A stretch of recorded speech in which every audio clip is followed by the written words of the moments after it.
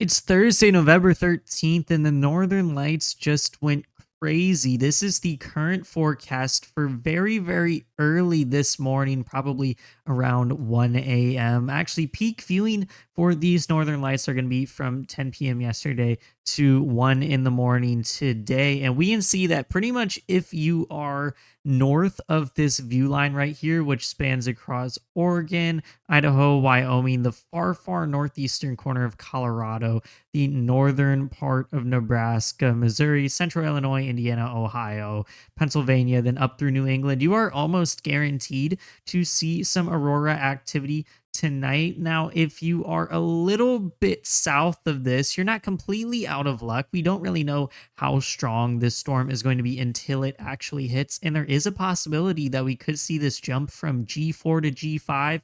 G5 is the peak of the scale. It does not get any stronger than that. And with G5 storms, we could see a repeat of yesterday or 2 days ago now, where we saw some northern lights down in Florida. So that would be ideal if we could see a repeat of this. So really what I'm trying to say is that if you're anywhere in the United States, if you're out 10 p.m. yesterday to very, very early in the morning, 1 a.m. today, just go outside, look north. If you don't see anything, try giving a long exposure with your phone camera.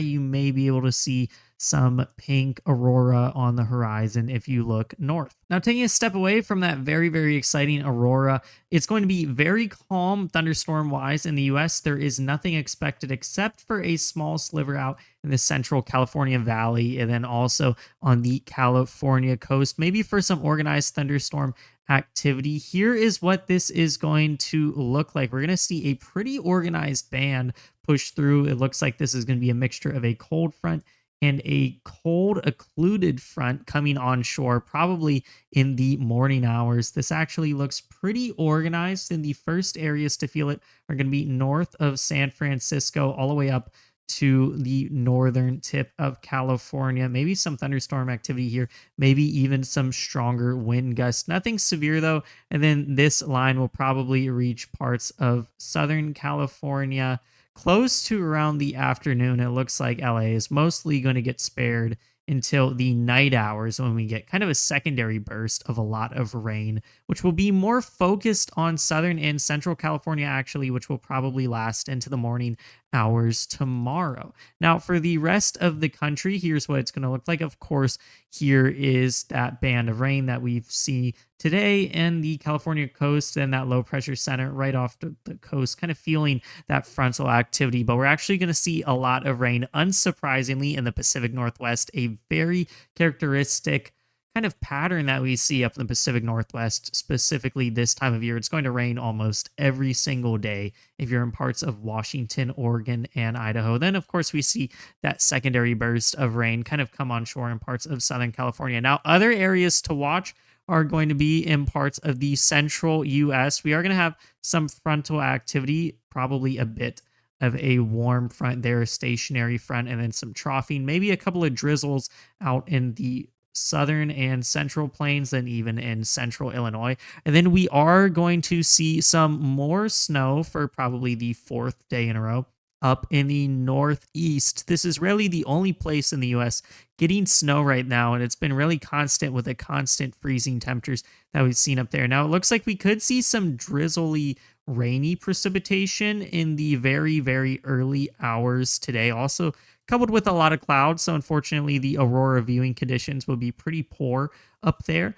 But it looks like that's going to turn into snow as we go into the day, kind of hitting those same areas, northern Pennsylvania, a lot of New York, and then New England as well, Vermont, New Hampshire, and then up into Canada as well. Now, that's going to be it for precip. And then also these areas where the isobars are quite a bit more compacted are going to be areas where we're going to see quite a bit more wind. So it looks like in the northern plains and Midwest today, maybe an area where you might be seeing some gusty conditions. And we talked about the constant freezing temperatures up in the Northeast. This is the heat index, or feels like temperatures, and this is really the only place in the entire United States which has kind of manage to stay under freezing even as we go into the day. And that giant cold Arctic air blast has moved off. In fact, a lot of the US has seen a really, really big warm up. If you're anywhere that is not in the Rockies or Sierra Mountains or even the northern Cascades, pretty much anywhere that's closer to sea level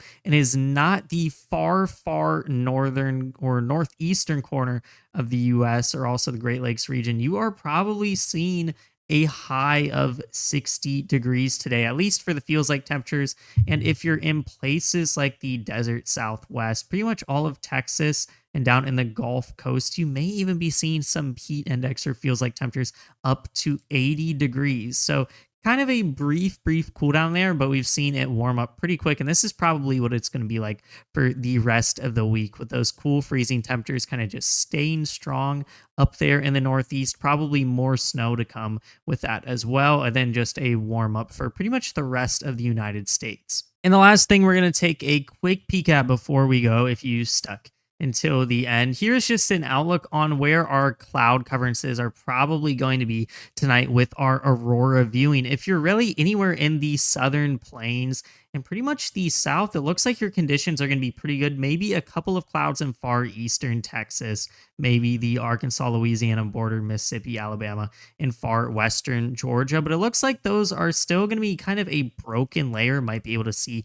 the northern lights through that. Now, you are going to be out of luck if you're really anywhere in the northeast. It looks like it's going to be pretty overcast in that area at least. And then we're going to have a lot of more clouded areas in parts of the west. So out here specifically on the Pacific coast, and it looks like we're seeing some frontal activity, kind of a line of clouds extending from Baja California through Arizona and then through central Colorado as well. So probably the best conditions are going to be if you're anywhere in the south, excluding this one little blotch right here, probably all the way up in Minnesota, Wisconsin. That looks really good as well. Those are going to be by far the best viewing conditions with the strength of the aurora up there as well. But if you are further out west and in the northeast, might be out of luck. Still worth going outside, giving it a try though.